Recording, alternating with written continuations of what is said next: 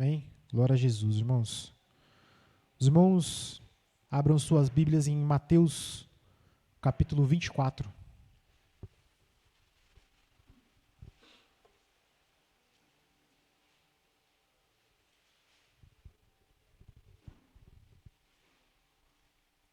Glória a Jesus. Mateus, capítulo 24, versículo 36.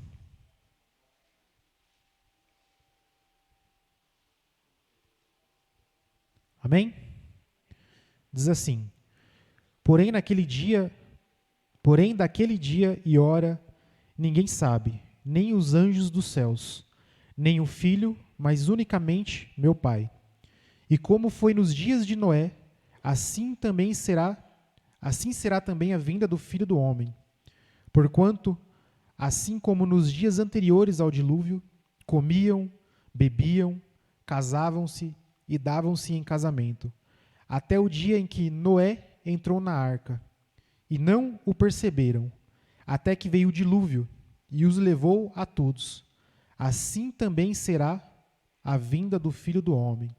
Então Jesus vem explicando aqui acerca de sua volta, né? E fica bem claro aqui que assim como foi nos dias de Noé, também será hoje em dia. Então, o que as pessoas estavam fazendo? No versículo 38. Comiam, bebiam, casavam-se, davam-se em casamento, até o dia em que Noé entrou na arca. Então, todas essas coisas que as pessoas estavam fazendo não eram erradas.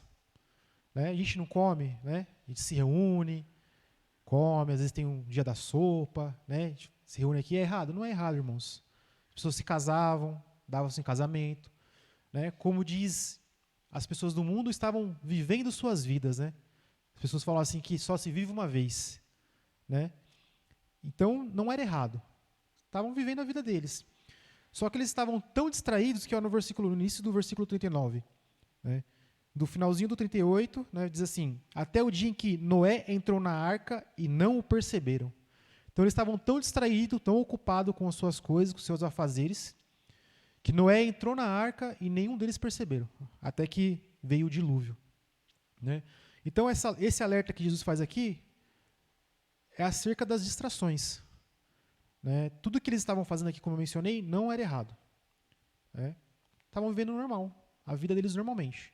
Se casando, vivendo, felizes, brincavam, corriam, mas estavam distraídos para o perigo que estava vindo, que era o dilúvio naquele momento.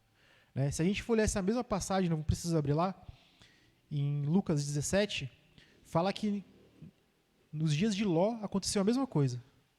As pessoas comiam, davam-se em casamento, viviam suas vidas, trabalhavam, compravam, né? E não se aperceberam com o que estava para vir. Né? Quando Ló saiu da cidade, choveu fogo e enxofre e consumiu a todos.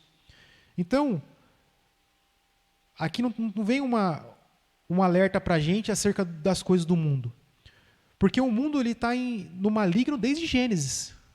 A palavra diz que o mundo é do maligno.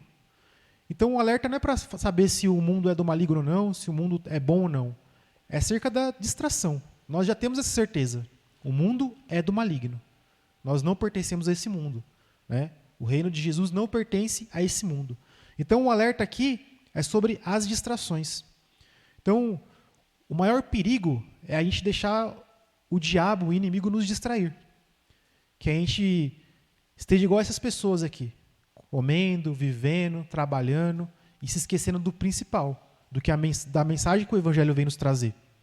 Acerca da palavra, da salvação, da esperança que nós temos em Cristo. Esse é o maior perigo. Porque o diabo, ele não precisa fazer os cristãos cair se ele distrair os cristãos. Se ele afastar os cristãos da palavra. Se ele tampar os ouvidos dos cristãos acerca do Evangelho. Se ele tampar os olhos para que não venhamos enxergar as coisas espirituais. E, ao contrário, se ele vem abrir os nossos olhos para a concupiscência. E aí deixamos de olhar espiritualmente, né? Olhar para as coisas espirituais e começamos a olhar para as coisas carnais. Então, o maior perigo é nós deixarmos o diabo distrair as nossas vidas. Há um ponto em que nós venhamos dar mais importância para as coisas deste mundo do que para o Evangelho. Né? Porque aqui no versículo 44, vamos continuar a partir do 39, do 40. Então, estando dois no campo, será levado um e deixado outro. Estando duas moendo no moinho, será levada uma e deixada outra. Vigiai, pois, porque não sabeis a que hora há de vir o vosso Senhor. Então, nós não sabemos a que hora o Senhor vai voltar. Nós não temos noção nenhuma disso. A gente está aqui nessa noite, nesse momento, pode ser que no piscar de olhos tudo acontece. Né? E como está a nossa mente? Como está a nossa vida? Estamos nos distraindo com as coisas do mundo ou estamos buscando o Evangelho? Porque hoje nós vivemos numa época, irmãos, numa geração onde temos estímulos para nos distrairmos a todo custo. Hoje eu estava lendo uma matéria, para quem assiste Netflix e tudo mais, e não é errado, né? A gente senta com a nossa família, assiste um filme, mas eu vi um ator falando que no contrato dos filmes da Netflix já está escrito no contrato que pelo menos de 3 a 4 vezes durante o filme tem que ter uma narrativa, um diálogo, onde explique para os telespectadores o que está acontecendo. Porque as pessoas estão tão distraídas assistindo o filme e com o celular na mão, que quando ela vai assistir o filme de novo, ela não entendeu mais nada. Então tem que ter pelo menos 3 vezes no filme, explicando o filme para as pessoas. Então, o próprio sistema, por assim dizer, as pessoas do mundo já estão vendo como que está todo mundo distraído, que não está conseguindo reter a atenção nem para as coisas do mundo, porque sabe que as pessoas estão assistindo uma coisa, estão com o celular na mão, estão fazendo isso, estão fazendo aquilo, 3 a 4 coisas ao mesmo tempo e não conseguem prestar atenção 100% em tudo que está acontecendo ao seu redor. Então, para você ter uma noção, o próprio mundo já está enxergando isso. Imagine nós que somos espirituais. Temos que estar muito mais atentos a isso, irmãos. Aqui vem um alerta, como aqui em Mateus 24, Lucas 17, acerca das coisas que aconteceu na época de Noé e na época de Ló. Tem um alerta. Né? E para nós que cremos na palavra, que vemos a palavra, não deveríamos mais viver, né, dessa forma, nos distraindo. Porque já veio esse aviso para a gente. Já fomos alertados. Então não tem por que mais a gente errar. Né? Não estou querendo dizer que é errado eu me reunir com meu familiar, comer, beber, vou ir num casamento, vou fazer uma coisa. Isso não é errado, irmãos. Mas quando nós deixamos essas coisas ocupar as nossas vidas mais do que a palavra, aí é perigoso. Porque, como eu falei, o diabo ele não precisa te fazer cair 100%. Né? Ele quer só te distrair, te afastando aos poucos sem você perceber. Né? Vamos abrir lá em Hebreus, irmãos. Hebreus capítulo 12.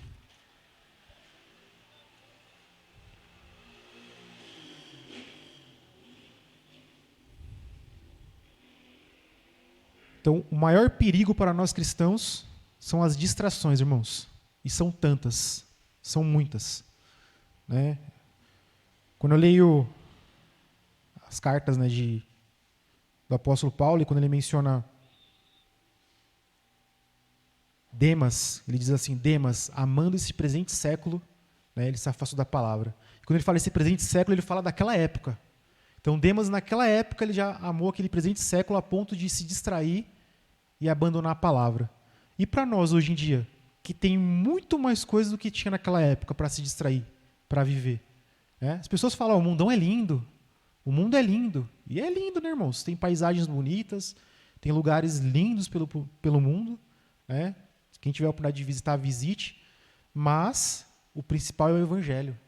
Essas coisas que a gente enxerga no mundo, irmão, tudo que a gente vê de beleza, tudo isso vai se desfazer um dia, irmãos. Não vai sobrar nada. Nada, nada, nada. Eu vi uma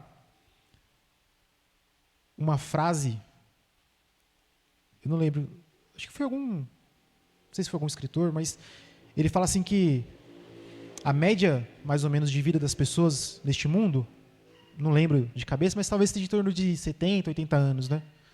Então as pessoas passam 70, 80 anos de suas vidas tentando juntar o máximo de coisas nessa terra e não vai levar nada daqui.